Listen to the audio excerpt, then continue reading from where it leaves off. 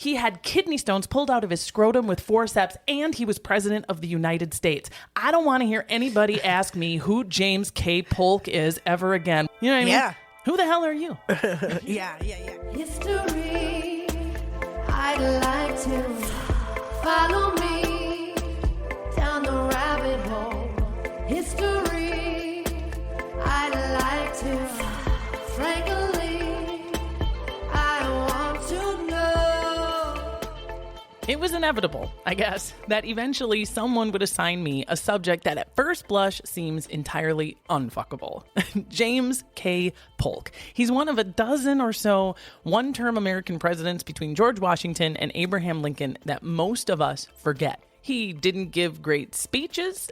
He wasn't a war hero. He and his wife, Sarah Childress, had no children. And, spoiler alert, his life after his presidential term is counted in days.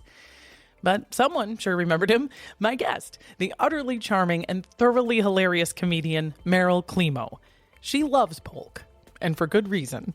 I'm glad to have you along for this Nerd Makes Good episode of HILF, History I'd Like to Fuck with Dawn Brody. I'm Dawn Brody. Let's get started. You know me very well, so this is going to be very me. But on the way here, I dipped my hair in my apple beet Whole Foods juice. And I'm like, I can't get a more like me situation right now. So Your hair, it looks good. You know, it makes you very shiny. yeah. So I just want people at home to picture like me dripping with beet juice. Oh, how can they see anything else now? I know you through the comedy world. We both do stand-up around Los Angeles. And the podcast world, you have been instrumental in me getting this very podcast off the ground. Meryl sat down next to me, looked over my shoulder, showed me how to get everything set up. So it is in large part thanks to her that we are here. So thank you for that. You're so welcome. And I know that you travel between Los Angeles and San Diego. You do various podcasts. You are generally a creator of funny content out in the world. Why don't you give us a little bit more about your credit? Thank you. And first off, I just wanted to say you're like the one person in my life that I'm like, yes, please do launch a podcast. Like person that hasn't had a podcast yet. Some people you're like, you know what? I think your voice is well represented in Exactly. the podcast. I think that you should be a consumer. Right. Or I've been to friends like this would make a great blog, or a vlog or something. Why don't you try that? So I am originally from the East Coast, came out here probably about like 10 or 11 years ago. And really quickly, I worked at a music venue for many, many years. So I have, well steeped experience in music marketing. And then I got into the podcasting world. I kind of saw that as like the new frontier.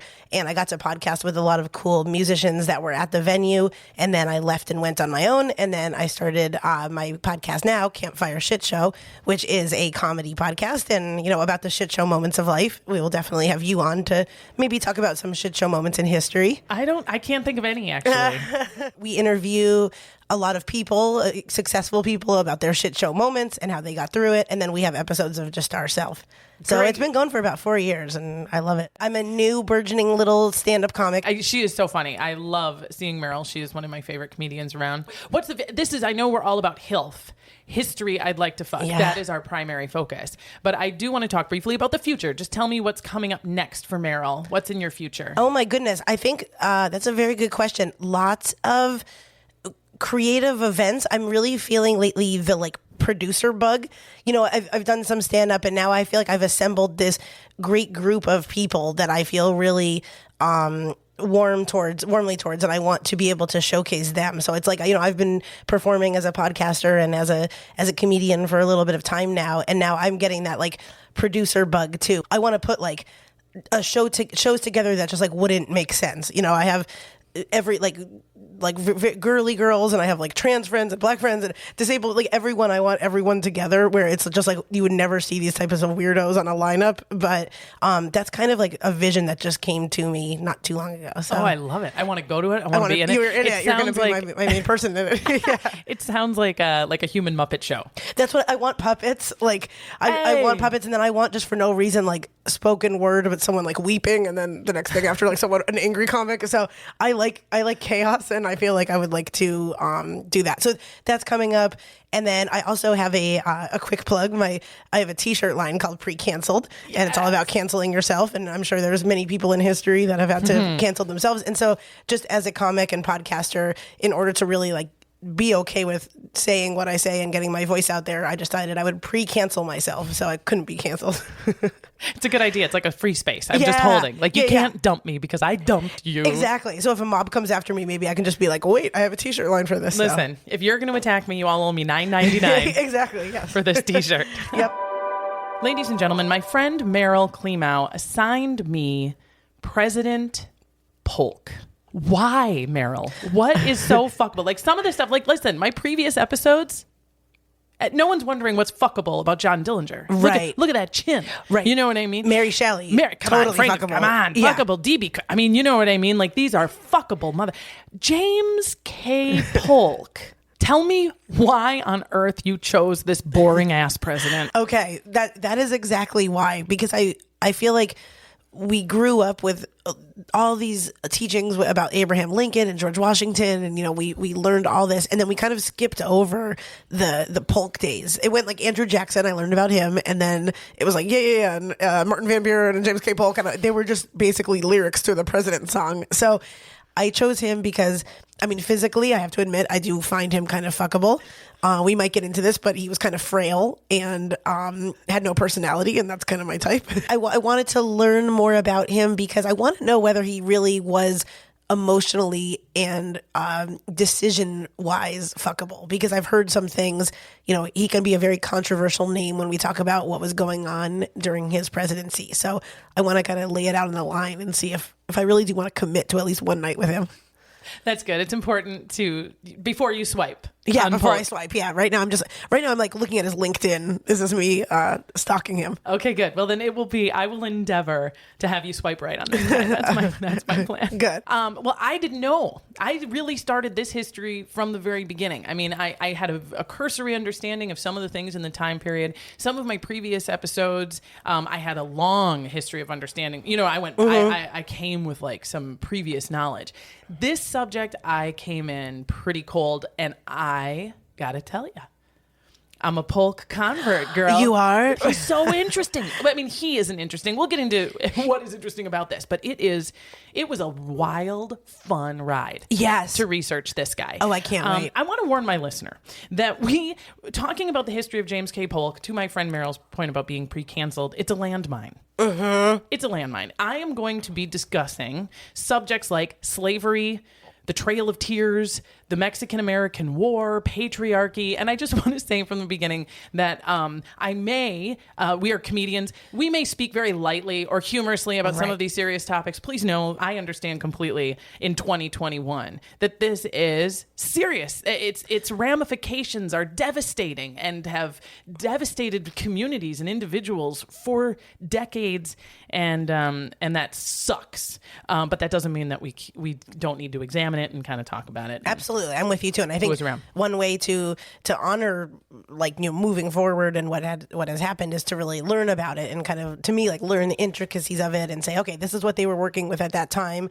Now looking back, we can see some, the craziness of some stuff. And let me also say this is true for all of my episodes, but I've done my research. I'm going to lay out some of the research that I've done before we go in, so I'm not just making it up. But I welcome and encourage people to contact me with new information, with additional information, with information I omitted. I don't obviously get to every darn thing. We only got like an hour, but please be in touch with me and bring new stuff and correct me if I get something wrong. I like that.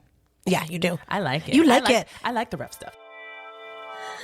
Going in cold, I started with a book. This seemed, as I looked at, there's not a ton of books about Polk. You want to read about Lincoln, get a library card, right? Polk's got a few. This was the most recent. It's called Polk, The Man Who Transformed the Presidency in America, by Walter R. Borneman. I will have a link to it on our thing. This was about 400 pages of awesome. And I'm going to give you this book. No. Yeah, no, I want you to take Stop. it. It's got my writing all in it. I write little that's stupid even, notes I want it and more things in now. it, but you can have this book. Thank you. I'm done. That was very, very exciting. Then I watched about three documentaries. I again will have links to those on my website. I watched a documentary about the Polk, his life. I watched one about the Mexican-American War. Learned a lot about that. About Santa Anna. We'll talk about him. There's also a great podcast that has episodes devoted just to James K. Polk. Really? It's called Polk's America. It is produced by the James K. Polk House and Museum. They have just great topics and great guests. And if you get a hard on for Polk, man, head on over there and listen to their podcast. It's great. Tell me what you know, Meryl. Going into this history, what do you know about James K. Okay, Polk? I didn't do my normal thing. I wanted to create a Google Doc and be like, I'm going to study so much, but I'm like, let me just truthfully go in with the little that I know about him and have you teach me. Let's Polk. That's Polkus. So because the man of James K. Polk is interesting, but he's interesting because of what happened around him. There are individuals in history that, and we're going to cover some of them, that they themselves, their biography, what they've done, what they've seen, who they've met, how they feel is the history. James K. Polk is like the center of a wheel. And from him, a lot of interesting things happen. But he himself is just this mullet wearing pierce-eyed. Yeah. You know what I mean? He didn't give a lot of big, glorious speeches. He didn't strong-arm people into policies. He didn't have a big physical presence. He didn't have any children. He ran, Yeah, So, no dogs. I thought that was the most. No pets. He didn't have any pets. Oh, either, and he was a Scorpio, born November 2nd. I didn't know that. You care so much about astrology. I know, it's so stupid. Feel free to throw that in. Oh, and generally speaking, throughout this, feel free to stop me, ask questions. Okay. We can dialogue. But in this history, what I'm basically going to do is kind of put Polk up against a wall, have him stand there real still. Then I'm going to spray a bunch of information all around him.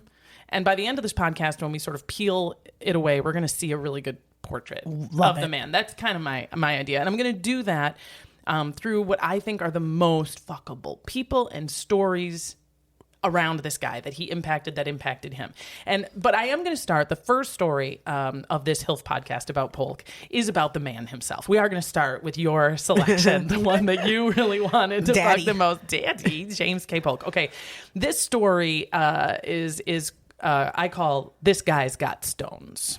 Okay, so James K. Polk is born in Kentucky, but as a young kid moves to Tennessee, and he's got a gazillion brothers and sisters, and he himself is just not the rough and tumble Wild West guy. You know what I mean? Born in a log cabin, but he's frail. He's weak. He's sick all the time. He has to be inside all the time with his mom taking care of him. And his brothers and sisters are kind of doing the plow the field, lift the thing, but he's just frail all the time. That's fuckable to me, too. He's in bed, girl. Yeah. He spends a lot of time in bed. And but it's bad, and it turns out they diagnose it as urinary tract stones, kidney stones, bladder stones. Whether or not you've experienced this or know what it is, they're famously painful. The bottom line is it's crystallized pieces with sharp ass edges trying to move through your urinary tract, and that hurts, and it can and you can die. But I remember a guy, actually. I knew a guy, 6'5", was a bouncer in the Highlands of Scotland. Got bladder stones and turned white and blubbered and hit the ground hard. These things really? are BAD, bad. And you could pass them. You have to be in the bathtub to pass them or something. If you have to pass them. They are all consistently compared to childbirth. So before I give him too much credit, every woman in this period also endured. Yeah. You know what I mean?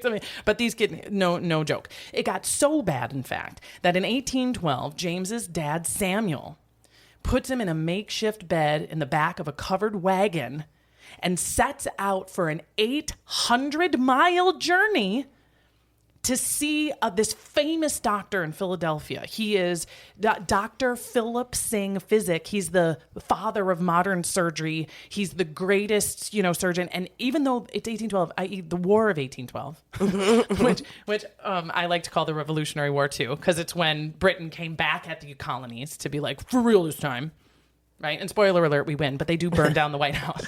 So it's the War of 1812. So in the middle of the War of 1812, he takes his 17-year-old son in this covered wagon to go see this doctor. They don't get very far. Okay, because I don't think bopping around in the back of this thing in the best of times is a good time. But it becomes very apparent to everybody very quickly that James is going to die. Oh, my God. And he's not going to make it. So instead of going to the greatest physician in the world, they stop in Danville, Kentucky and see Dr. Ephraim McDowell. And James K. Polk gets urinary tract surgery on this guy's kitchen table. They use brandy as the only anesthesia. 3 guys have to hold him down. And here's what they do. The doctor goes through his, buckle up. The doctor goes through his scrotum into his urinary tract and pulls the stones out with forceps. Oh, and talk about, one of your past episodes was Frankenstein too. I feel like all the surgical tools back in that day looked like it could have been in the Frankenstein lab. And They didn't even wash their hands yet. Oh. They're like, we don't know about washing our hands yet, dude. Okay, so he survives and bounces back, feels good. Like better than ever, goes to college. Now, I just want to start with this story, you know, because we're not going to, there's a few other things about Polk we get to, but I want to start with that story because holy shit, he had kidney stones pulled out of his scrotum with forceps and he was president of the United States. I don't want to hear anybody ask me who James K. Polk is ever again. You know what I mean? Yeah. Who the hell are you? Next time we complain about having a headache or something, it's like, is your scrotum being opened while you're just sipping brandy? Possibly. I don't know if he was sipping the brandy. I doubt that he was like, ooh, one moment, doctor, I must pinky up. Okay, carry on. Okay, so that's our man, James K. Polk, and that's an early formative thing. Okay, he goes on to be in law school, and you mentioned the Jacksonian period. So Jackson's from Tennessee, too. Okay, and because James K. Polk's dad, Sam, is a land speculator, they're connected to Tennessee politics and Tennessee people. They get ingratiated into the Jackson family. Sarah Childress is like a daughter to the Jacksons. They love her. And so James becomes very much like a son. And the Jacksons don't have any kids either. So their relationships with the young people that they feel like they can kind of foster are very much like a father-son relationship. So much so that once Polk starts his political career, first as a senator and a governor, he's nicknamed Young Hickory. Andrew Jackson's nickname was Old Hickory. So the association between these two and how much Jackson really ushered him through a lot of his political life is like well known. So Jackson was the 9th president, and he is complicated. They gave him the name Old Hickory, and he became famous because of his battles with the Native Americans, primarily in the battles in Florida and New Orleans.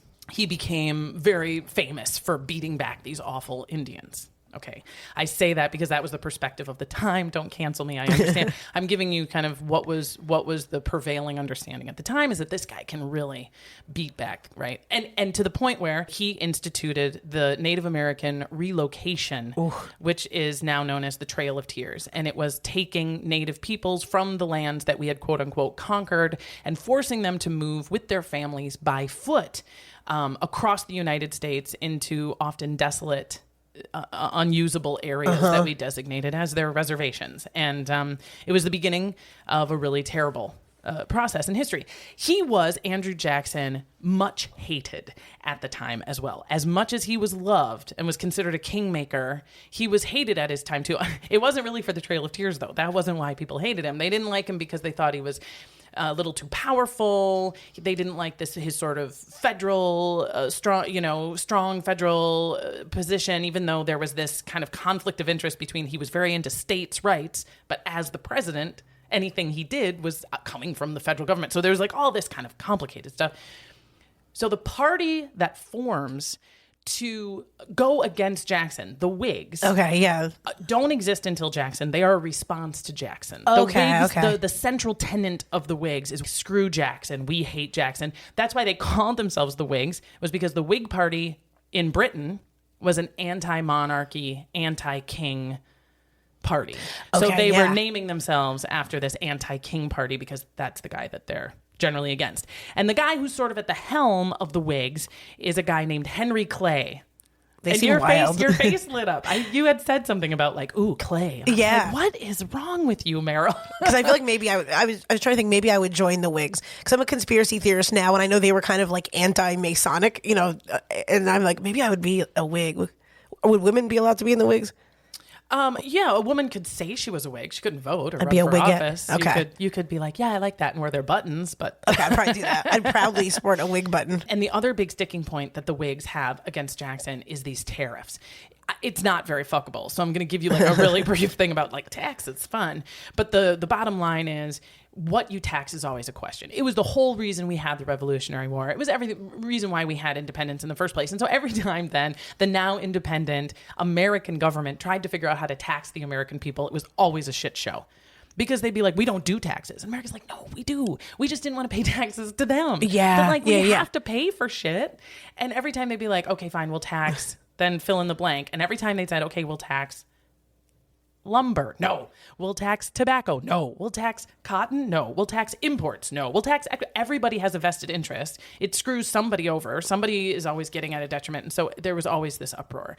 And that was basically what it came down to the Whigs and Jackson was like, how their taxes worked out. The next story that I want to tell you to fill out the Polk profile, I call it Tyler, or sometimes the Whig wears you. Okay. So the U.S. at this time, to give you the landscape, only has 26 states. Pretty much everything west of Ohio is the unorganized territory. And then Europe still owns a lot of the continental United States. Spain owned Florida and Texas for a hot minute. The Southwest, which we had purchased in the Louisiana Purchase in 1803, then we sold a chunk of it, including Texas, to Spain. And Spain owned all of Texas and all of Mexico because that was their colony. Spain had colonized Mexico. England had colonized America. France had colonized Canada. That's why we speak French in Quebec and English here in Spanish, right? You know the deal. And we actually shared Oregon with Britain, even though we had just had two major wars between Captain Cook and Vancouver. There was some right to Oregon, and we kind of shared it. Like it was like this compromise that we had like with Oregon. You take it on the weekend. Exactly. And we're also just divided internally. Okay, we have everyone's fighting about slavery. There are the abolitionists in the North, and you have slaveholders in the South, and you have the Missouri Compromise. Some of the folks in the United States are like, we got to expand all the way to California, get this whole continent into the United States, manifest destiny, man, gobble, gobble, take it all. And then there are people who are like, are you nuts? Like, we can hardly contain New England. Like, we will be destroyed. We will be overrun, and we will run ourselves thin. We will be Rome if we try to go all the way to California right now. And all of that hinges on taxes. Who's going to pay for this war? Who's going to pay for all of this? You know what I mean? How are you going to do it? So there's division, and there is conflict everywhere all the time. Okay, enter the year 1840. We have a brand new presidential election. We've got Martin Van Buren, who was Andrew Jackson's vice president, and he had won his first term and had served his first term and was doing great. This is his reelection, and the Whigs are like, fuck this guy, right? Yeah. And we know exactly, we're going to run a Bafo Sacco ticket in 1840. It's William Henry Harrison and John Tyler, and they had this great catchphrase, Tippecanoe and Tyler too, which who cares, right? Like, we don't know. Tippecanoe was a battle against the Native Americans that William Henry Harrison had famously won in the previous wars, the 1812, some previous war, and everybody loved him. He was a very famous, Tippecanoe was like a big battle that everyone remembered. And John Tyler, his dad, was a founding father. But Tippecanoe and Tyler too was this catchphrase, and then the newspapers did their thing, because like newspaper print is already doing what media, lowercase italics media does. And they ran this story about Tippecanoe and Tyler too, that these guys painted them as these just really common man huckabucks. And they had said, there was a quote, whether true or not, that said they'd rather be sitting around drinking hard cider than doing all this politicking. And it just caught on, and the people loved it. And Martin Van Buren, the Red Fox, he's got these scary ass sideburns and this like perpetual scowl. Anyway, fucking they win against all odds. Tippecanoe and Tyler too, the first Whigs, the Whigs who were like, up yours Jackson, are in. Yeah. And they're like, yes, they're so excited. Henry Clay's just like, yeah, you know. And 30 days later, William Henry Harrison dies. Really? And it's Vice President Tyler, who's a Whig. But like, his heart isn't really in it. He was a Democrat. He liked Jackson, but then he kind of had like a little thing with Jackson, and political parties just weren't as like hard. Like, people could kind of move around based on what was convenient for him. And Henry Clay, who founded the Whigs, he's got a Whig in the White House, is like, Tyler, here's what I want. I want a federal bank. He starts making all these lists, and Tyler's like, nah, I don't like any of that stuff. And the Whigs and Henry Clay are like, wait, what? And he's like, I'm not going to do any of that. He denies all of these. Because that's what they fought against, basically, too. Yeah, you don't want to turn into what you're fighting against, you know? Well, I mean, exactly. But I don't think he also disagreed with these things. Like, they were sort of the tenets of the Whig platform. And he was like, I never really cared. Like, sorry, guys. Oh, I love it. Yeah, so he's super into it. But then he realizes a couple years into his term that he's never going to get elected again. Like, the Whigs hate his guts and they won't have him back. And the Democrats hate his guts because he took it away from Van Buren. And so he's like, well, I have this. I have these couple years. And one of the only things he can do, but without everybody telling him no and voting against it, is just get a bunch of guns and get a bunch of weapons because... we know we're going to war. Like I said, it's going to be a civil war. It's going to be a war with Mexico. It's going to be a war with the UK. It's going to be a war. We don't know who. But like, weapons are a good investment. And primarily, they could get passed through Congress really easily because even if it's sticky to declare war, that you want to protect the troops.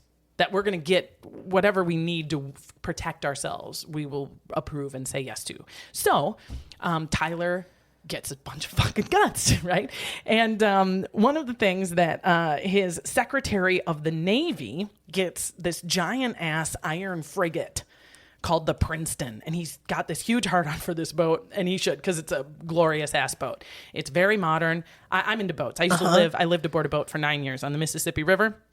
And this boat that we're talking about, the Princeton, has a very new modern propeller system. It's a screw propeller instead of a paddle wheel, so it can go really fast. It's got like 24 pivoting guns on each side and these two big-ass guns, one on the fore called the Peacemaker and one on the aft called the Oregonian. And these fucking things can fire giant-ass cannons like 3 miles. Huge, right?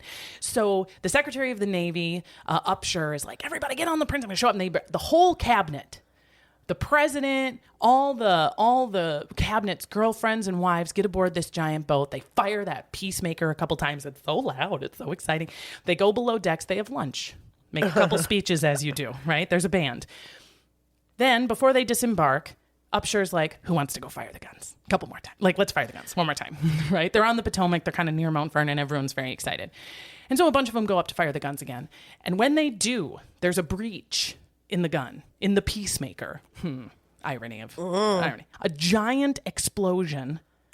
And when the dust settles, 8 people are dead, including the Secretary of the Navy, Upshur, and including the Secretary of State.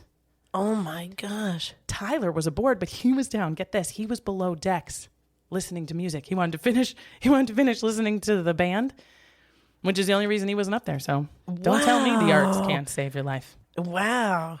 Crazy, right? Do you think, it wasn't foul play or anything. It was just an accident? Total accident. Okay. Total accident. In fact, there is no record of anyone saying it was sabotage or enemy attack. It's just the gun, that particular gun, the Oregonian, didn't have this reinforcement around it that the other gun did. And that was where the breach happened. And it was just Damn. Okay, so you can imagine, always in here, all of a sudden, 8 members of 8 people are dead, including the Secretary of Navy. Insane. What's going to happen next? Well, I'll tell you what's going to happen next. Okay. Do you have any questions at this point? No, maybe just a thought that ran through is I'm imagining what it's like in that era when something like that happens compared to now. Because, if that happened today, we would have CNN and everyone on it within minutes, and that would be all over the paper, all over Facebook. But it's not funny, but it's interesting to me to think about an event like that happening with 8 people dying and then it taking time to get back to the media, the newspaper telling people, and then like it rippling through people. It might have even taken like a week or 2 for people to even to begin to hear about it. That's exactly right, Meryl. And how information traveled is a key part of this history. If you're trying to get a message from Washington, D.C. to anywhere west of Ohio, especially if you're trying to get all the way to California, which they are in a little bit, it takes 2 to 3 weeks for a message to get there. And that's hauling ass. Yeah. Right? And the way that information traveled was obviously written and stuff, and, letters, newspaper accounts. There's no radio yet, but we do have, right around this time, Morse code. And so they do right around the time of the election, there is the ability to get some information transmitted incredibly quickly through Morse code. There are like 2 or 3 stations set up where people can read it and send it. And those lines, incidentally, later when we build the railroad, there is a connection between where the railroad goes, these Morse code lines can follow because you've already cleared the timber, you've already cleared the whatever. So the Morse code tends to follow the railroad, as does information word of mouth. And that also explains sort of what's happening west. So I told you before that at this point, pretty much everything west of Ohio, it's just to the average American person living in the East Coast and along the eastern side, everything west of Ohio is a meat grinder. It is crazy forests, rocky mountains, wild rivers, angry Native Americans, and probably the literal devil. You know what I mean? Yeah. After we bought the Western Territory from France in the Louisiana Purchase, we sold it to Spain. Spain now has Texas and everything south, including Mexico. And then Mexico fights and wins their independence from Spain. So we had just tried to figure out if we could get Texas back. We kind of already knew we wanted to carve out this area that was part of the Louisiana Purchase, that along the Rio Grande, and that we wanted it. And we were trying to negotiate that with Spain, and Spain was like, fuck no. They barely gave us Florida not long before that, and they were like, no, you not only can you not have Texas, if you immigrate there, we'll kick your ass. You're not welcome there. And then Mexico won their independence from Spain. Yay! And Mexico was like, we love the Americans. Also, we're totally alike. Because they love us, we love them. We have both just fought off our European colonizers, and this is going to be a rock'em, sock'em, boffo buddy comedy from here into the rest of history.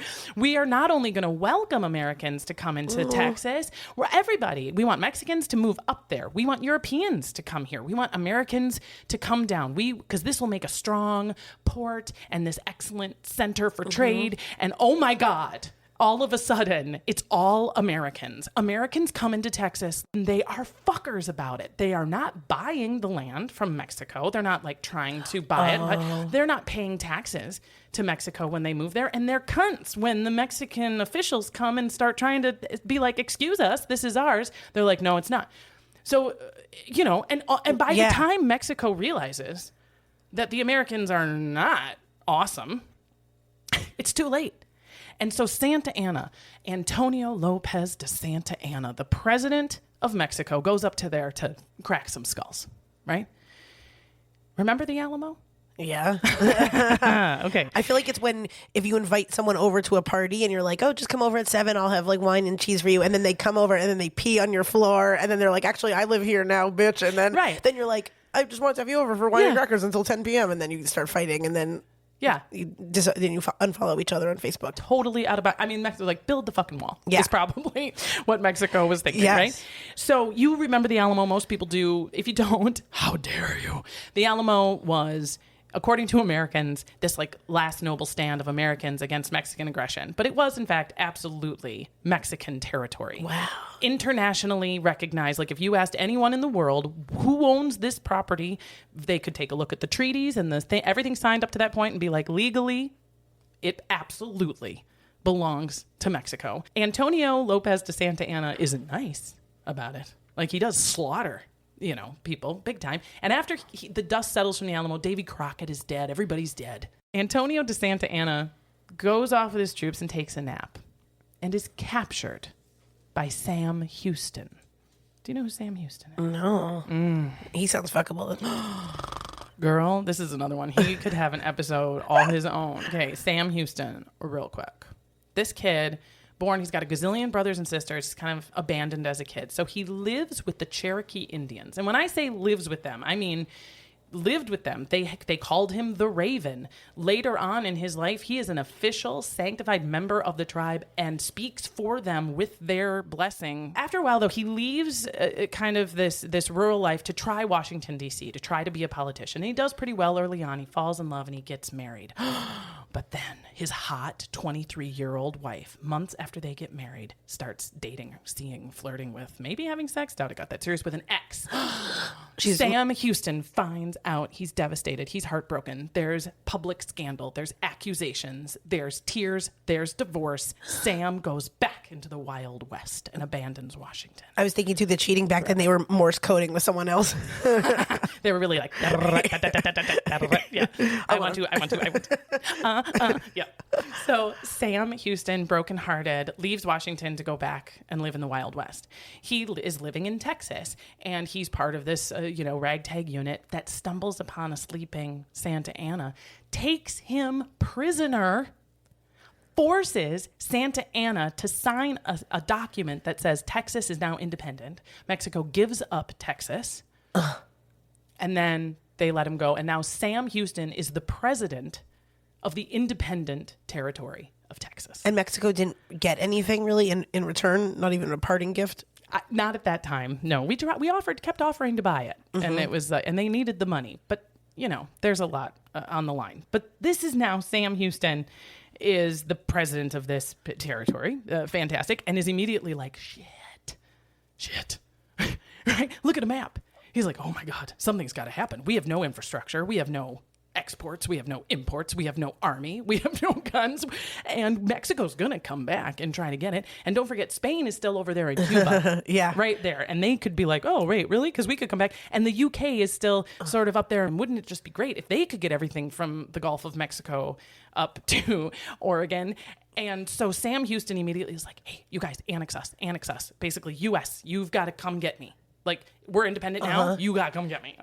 He even writes, he's like, I'm a bride at the altar. I'm really? Waiting. Like, oh yeah. He's like, what's up? Because he needs, at the very least, he needs someone to defend them against the Mexicans when they definitely come back to be like ours, right? Here's the big issue. What we do with Texas, if we annex Texas, is everything. It's every issue. It is slavery, because Texas is, of course, south of the Missouri Compromise line. So if we make that a state, it is going to be a slave-owning state? And it's so fucking big. It's bigger than all of New England. So who's to say they don't break that Texas up into 7 states? And all of those are slave states, and all of those states now have representatives in Congress, and they're all going to vote to make the whole country. So the abolitionists and people who have an interest in slavery are suddenly very, very interested in what happens for Texas. That, of course, goes, and we're going to now have a war. Like, what if we annex Texas, in addition to the slavery question, now we're definitely going to war with Mexico. We're just declaring war on Mexico. And taxes, again, how are we going to pay for all this stuff? So it is now the issue. Are we going to annex Texas or not becomes this huge issue. And believe it or not, in 1844, they had it worked out. Through the great politicking and negotiation and back deals and side deals, and how are we going to do it? We've kind of got how we're going to do it, how we're going to do it peacefully. We're going to offer it. Everybody's got it worked out. And then Mr. Secretary Upshur himself, Mr. Everybody come aboard and look at my giant guns, gets himself blown up. And he was the one who had organized this whole thing. Tyler appoints a new Secretary of the Navy, this guy named Calhoun. Calhoun sucks. Calhoun's an idiot. Calhoun is a slave-owning, slavery-loving Whig who, once he becomes Secretary of the Navy, totally steps in it, writes this very public letter to Britain basically saying, we totally have to annex Texas because then we can have a bunch of slave states and slavery is really important. Like, Ew. And so people immediately are like, fuck. So now the issue comes back. We almost had it settled. And now, as the presidential election of 1844 begins, the only issue, the only question is, what are you going to do about Texas? You cannot get away from it. It will answer slavery, taxes, expansionist, everything I need to know. I will know when you tell me what you are going to do about annexing Texas. Okay. Ooh. Okay. So we get into the presidential election of 1844 begins, and it's a foregone conclusion going in that Martin Van Buren, this guy, is going to come back, right? Because he lost to William Henry Harrison, Tippecanoe, and Taylor, not again. So Van Buren's going to come in, take his rightful place back as president, and he's going to go against Henry Clay, who ain't giving the Whigs to nobody else but himself. From now on, he's not going to trust anyone else. So everyone's like, okay, so basically when we get into 1844, it's going to be Van Buren and Clay. Okay, so we go into the nomination process for the Democrats, and everyone's pretty much ready for Van Buren to go in. But right before they vote one other thing. They're like, by what majority does the nominee need to win? and they decide they need to win by a 2/3 majority.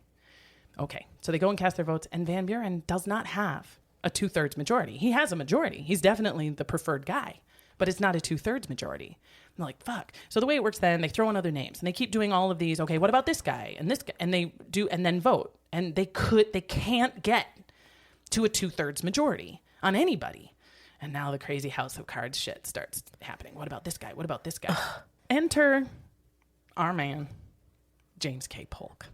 One of the reasons why is because Martin Van Buren, right, and Henry Clay had both written a letter that was published on the same day, which is impossible. Like, theoretical. And both of them said that they are against annexing Texas. So now, before the nomination even started, people were like, they're not that different. These two candidates are just so similar. So all of a sudden, somebody goes, well, what about Polk? He wrote a letter that was printed before any of this happened that said he was very much for annexing Texas. And that's what the majority wants. And he's nobody hates him, right? What about him? And everyone's like, Polk? Polk? What about who? And the mumbling starts. And they're like, you know what? This guy's a pair of khakis. He's going to prom with your hot cousin. He's a Prius. He's not what you want. It's not what you were looking for, but it's not bad. Right. It's pretty good. And son of a bitch, he gets the 2/3 majority. And the next day, we realized that we were going to have our presidential election between James K. Polk and Henry Clay. Oh, my God. And Henry Clay's got a huge hard-on for this because it's Young Hickory, man. Yeah. You don't know who Polk is. Henry Clay knows who Polk is. He's Andrew Jackson's little man. And it's going to be a joy to beat him in this presidential election. And he almost does. And he almost would have. But New York had a third-party candidate running. There's a third party in all this, a guy named Birney. He's part of the New Liberty Party. He's very interesting. He's a former slave owner turned hardcore abolitionist. He is interesting enough to pull a lot of votes out of New York, which has an enormous number of electoral votes.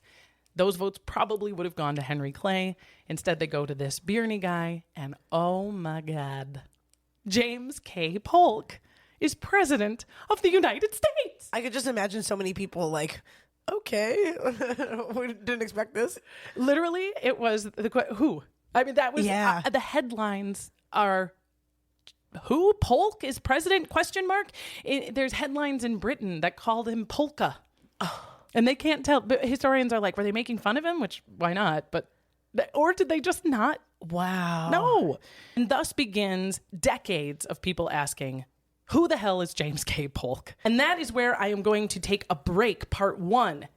Meryl, how you doing? I'm so good. I just wanted to let people know how impressed I am with you. She doesn't even really look at her computer.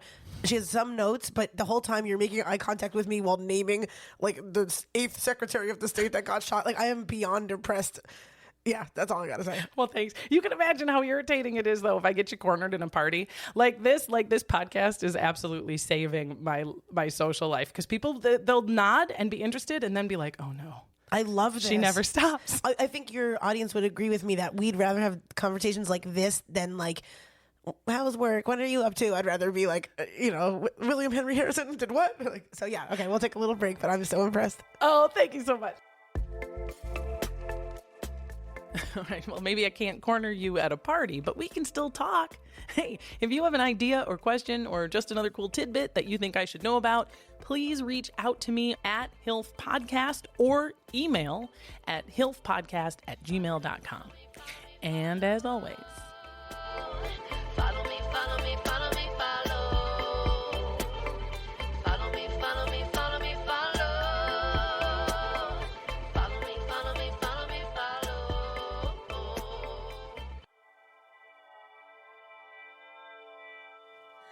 Do you ever talk about what position you picture fucking them in history? oh, that's an interesting question. I think with Polk, I think Polk, it's a nice, respectful missionary. But I'd hold on to that mullet with both hands. Yeah. And I'd get mine.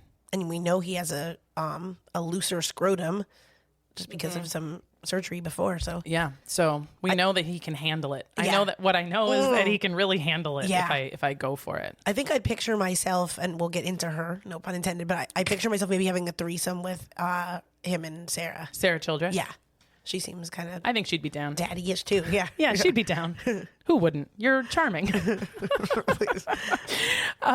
Okay, so when last we left our history, we have the unlikely, the dark horse candidate, everyone's favorite pair of khakis. That's so funny. James K. Polk is now president of the United States. And just like now, you've got that goofy period between being elected and being inaugurated where... Right, January 6th, where it's like, it's kind of an exciting, like, what's going to happen, you know? And Congress is just beating their collective meat over how to handle the annexation of Texas, which the election of James K. Polk has pretty much solidified it's what the people want. Where we know he's run on the fact that he's going to do it.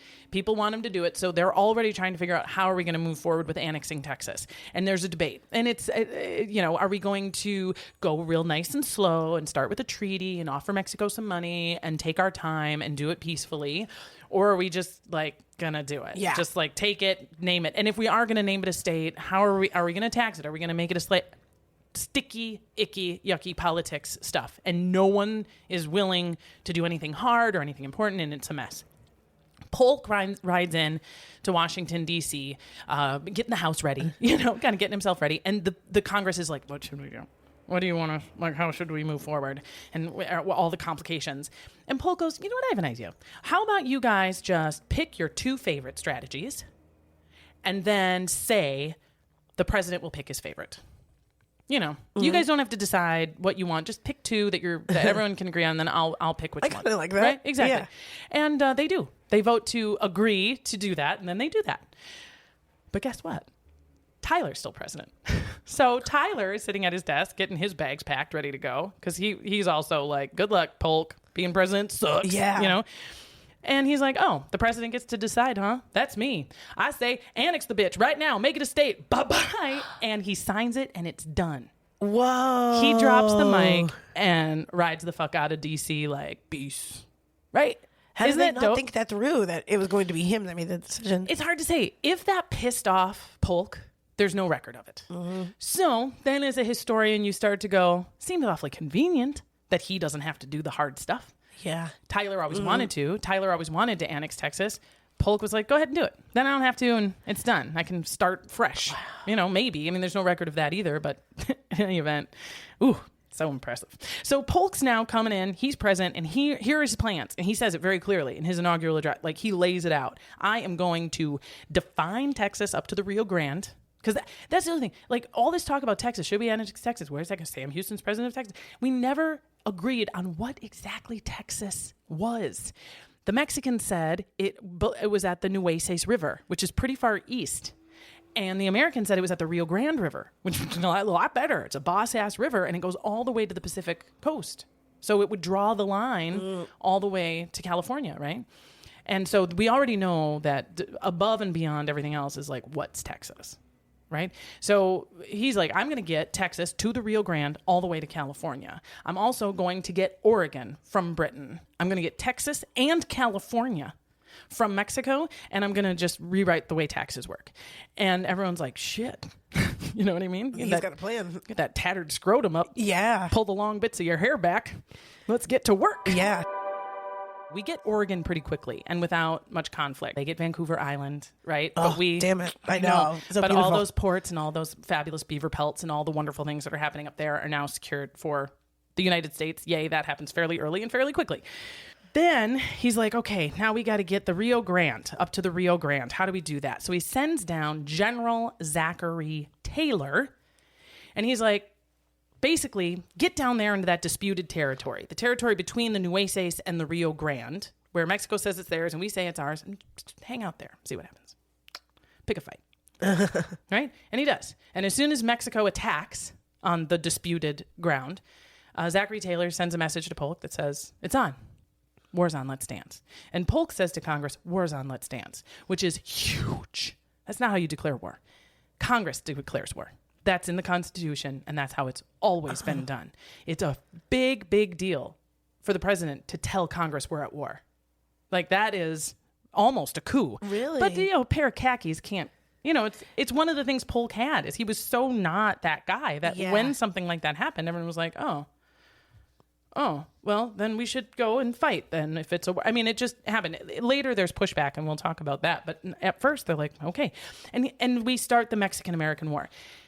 In 2021, very few people know much about this because it was short. 1846 to 1848. Spoiler alert, we win this shit fast. 2 years. We won a whole war. All of California, all of Texas in 2 years. When information took 2 to 3 weeks to get there, and it's chaos and there's nuts and it's easy, I think, to look back in history and consider it a foregone conclusion and really sum it up with, we fought Mexico, it was easy, we won.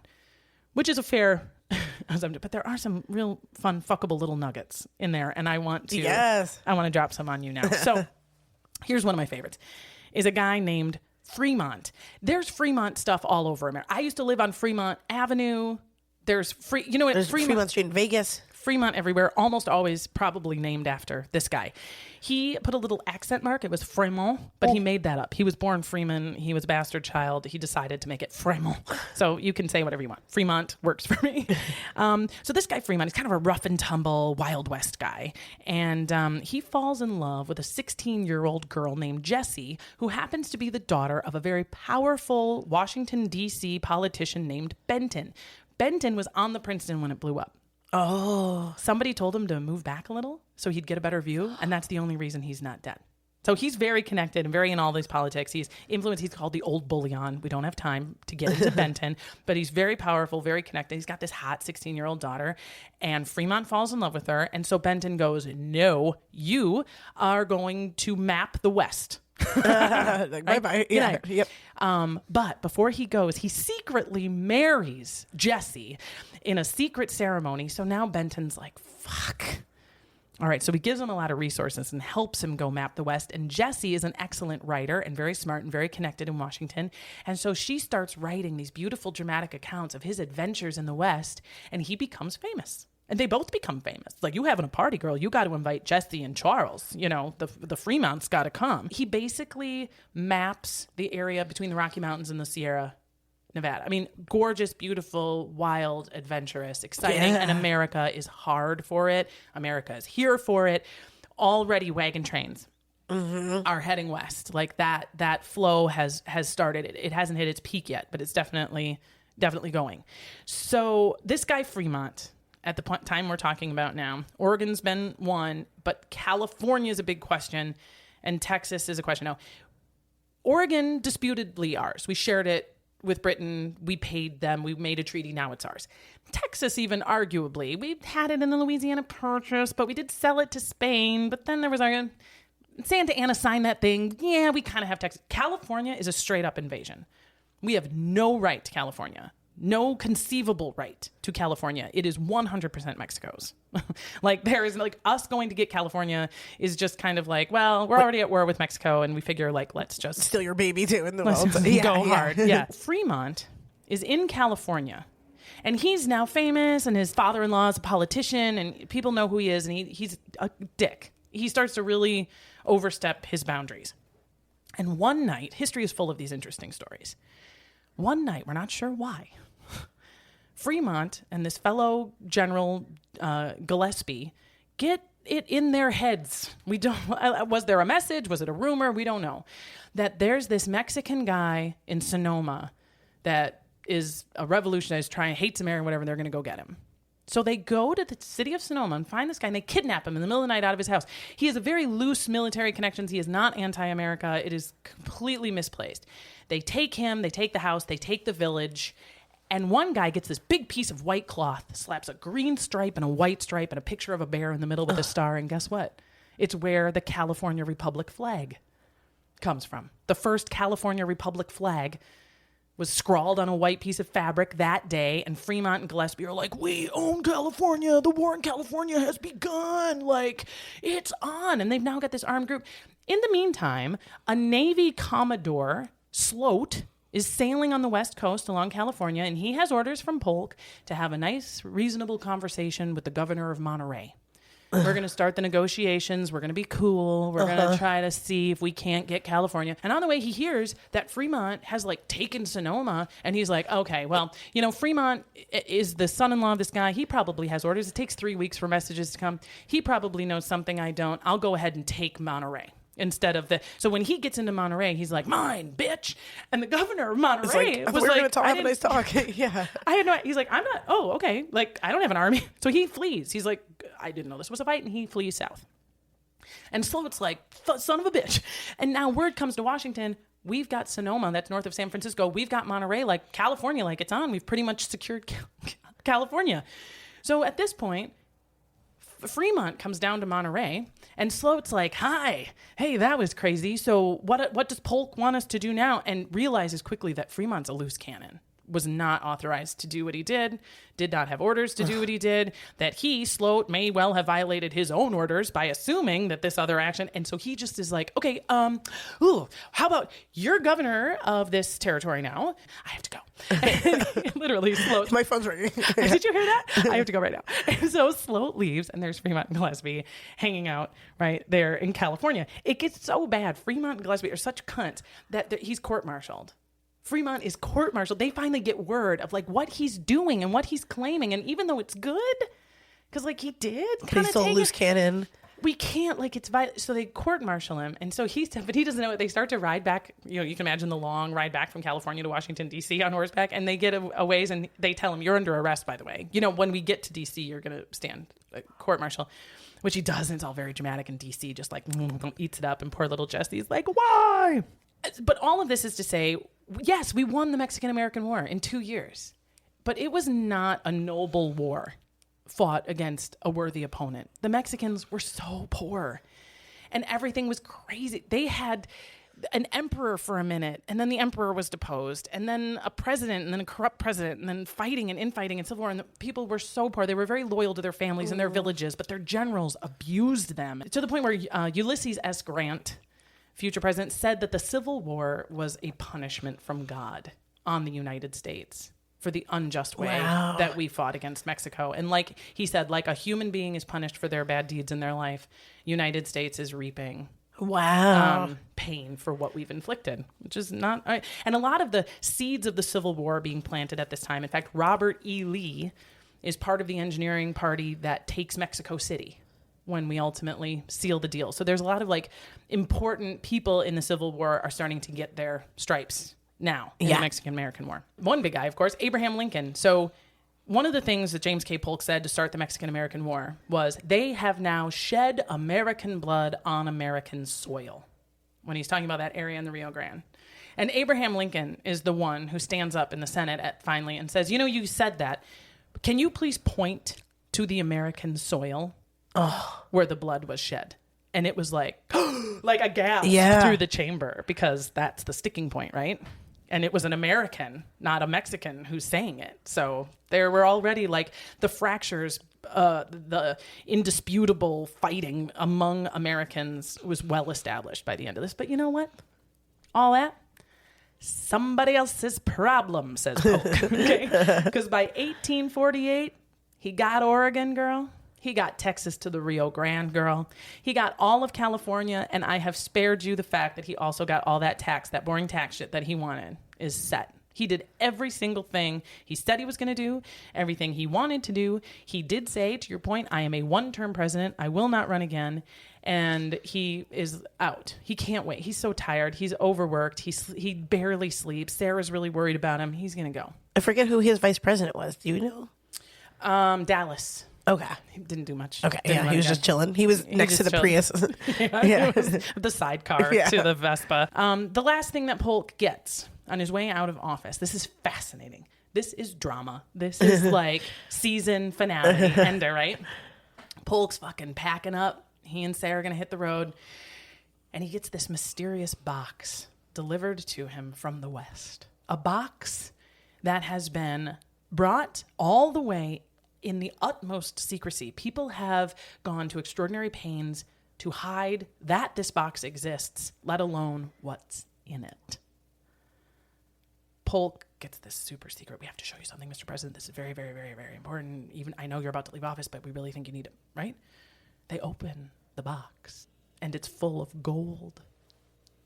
There's gold in them hills, Meryl. We didn't know about the gold. In California, we didn't know about the gold. And neither did Britain, which is a big deal because they would have fought much differently. And neither did Mexico because they would have fought differently and they wouldn't have taken the $15 million that we ultimately offered them for California if they had known about all of the gold. So who knows when we knew about the gold, but it was definitely important that nobody else knew about it because it was going to fuck up the way we did everything regarding this, right? Yeah. The gold, of course, spurs that wagon train west in extraordinary ways. Polk's term ends in 1848, and you know the 49ers, the San Francisco 49ers, is in reference to the people, the incredible boom, the explosion in the number of people that came into California in 1849, in large part because of what was in that box. Wow, that's so interesting. It was the Bitcoin era back in the day.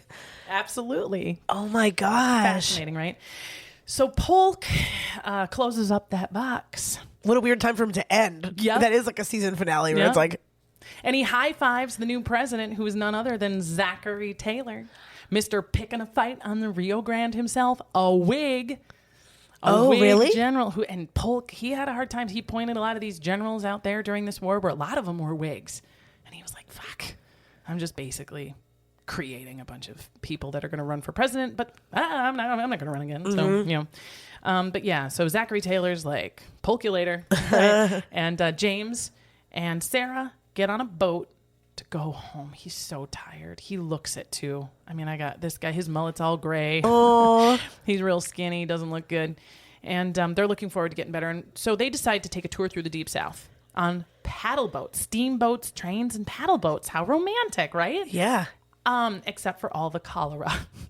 Mm. Oh, so it's cholera, not to put too fine a point on it, if you're not familiar, it is a very highly contagious disease that is often transmitted via dirty water, dirty food, and basically you shit and puke until you dehydrate and die. It is a horrible way to go. Dehydration is ultimately the way you die, but it is because your body evacuates to this dramatic extent. Not a good way to go. As you and I record this, it's 2021. We are living with vivid memories of COVID and the pandemic, how it emerged, the whole thing. This is ripples of this. There's this rumor. Everyone's getting sick. It's this crazy disease. We don't know how it transmits. This city is, I mean, and he's on this boat. And they're like going into cities where people are like, the cholera is in this city, and he doesn't want to go. Like, he's nervous enough about it because he's always had gastrointestinal stuff. Like, just aside from his scrotum, he's always had a bad tummy, and but he can't handle the rebuke of not glad handing these people who have supported him and paid, and they're throwing parties, and the president is coming to our house. I mean, you have to go, right? About 2 weeks in, he is so fucking sick. 2 or 3 people die on their boat along the way. It's a couple weeks in. In Paducah, Kentucky, they finally have to call in a physician because he is so sick. And they think he's going to die. But then he gets a little better. He bounces back. They get home. They get back to their house in Tennessee. Sarah and James, they've got this house ready. They're very excited to retire. He even gets a little better. He kind of gets some furniture set up. And then, boom. He dies. Oh, no. 103 days into his retirement.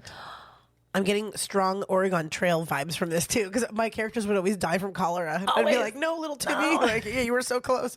We just hunted a squirrel for you. Well, and it's real. And, you know, Zachary Taylor dies of cholera 16 months into his presidency, giving us Fillmore. Ladies and gentlemen, Polk is dead. Sarah is a widow, a childless widow. She wears black and mourns him for the rest of her life, 42 years. Really? She just walks around in a black dress.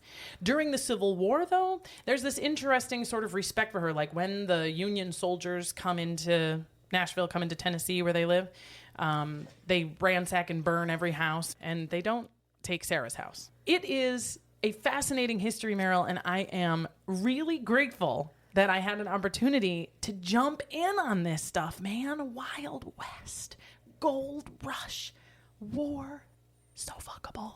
Very fuckable. I'm so amazed with you.